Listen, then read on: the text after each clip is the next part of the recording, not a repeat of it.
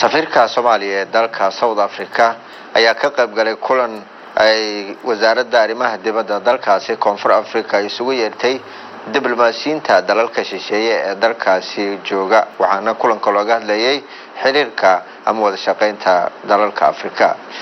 Wariyahana Cabdullaahi Dasar ayaa warkan inoogu soo diray dalka South Africa. waxaa magaalada Cape Town ee dalka South Africa lagu qabtay kulan heer sare ah oo ay soo qaban qaabisay wasaaradda arrimaha dibadda ee South Africa waxaana lagu casuumay dhammaan diblomaasiyiinta ku sugan gudaha dalka South Africa waxaana sidoo kale goobta joogay wasiiro iyo guddiga arrimaha dibadda ee baarlamaanka South Africa. mas'uuliyiintii halkaasi lagu marti qaaday ayaa waxaa ka mid ah safiirka Soomaaliya ee South Africa mudane Dr. Jamal Maxamed Barrow oo si gaar ah ula kulmay wasiirada arrimaha dibadda ee dalka South Africa Dictoreso Naledi Bando oo marti gelinaysa shirkaani. I sincerely look forward to working closely with all of you and to continue strengthening the strong bonds of friendship. Safiir Jamal Maxamed Barrow oo markii uu kulanku soo ilaaday la hadlay warbaahinta qaranka ayaa uga warbixiyay muhiimadda kulankan uu leeyahay wadanka Soomaaliya. horta shirka wuxuu ahaa quraac oo loo sameeyay diblomaasiyiinta loo sameeyay oo isbarasho ah. wasiiraduna si kooban ay waxa uga hadashay siyaasadda arrimaha dibadda ee Koonfur Afrika taasoo muhiimad u saaran wadamada dariska la Koonfur Afrika iyo Afrika oo dhan.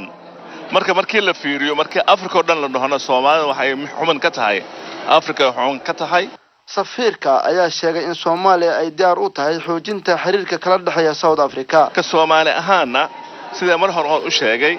aad ay u taqaanaa Soomaalida xaaladda Soomaaliya ha noqoto dal ahaan ha noqoto dadka inta joogan marka waxaan isleeyahay waxbay ku soo kordhin kartaa isbedelka Soomaalida la rabo in la damacsan yahay isfaham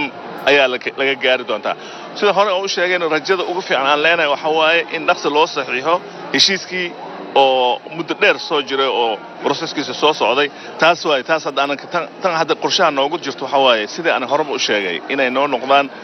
strategic partner inay noo noqdaan hadda markaa inta ka baxana ama berita noqdo ama hadda noqoto wasiirkeena arrimaha dibadda waan wargelin doonaa si uu ula xiriiro wasiirada marna waxa isku kulmi doonaan Addis Ababa ay ku kulmi doonaan shir oo AU la qabanayo ku kulmi doonaan horudhac ahaan waxaan siin doonaa fikradda ah in South Africa la fadhiisto oo qorshe isla dejiyaan. shirkan oo ah shirkii ugu horeeyay ee wasiiradu ay u qabatay xubnaha diblomaasiyiinta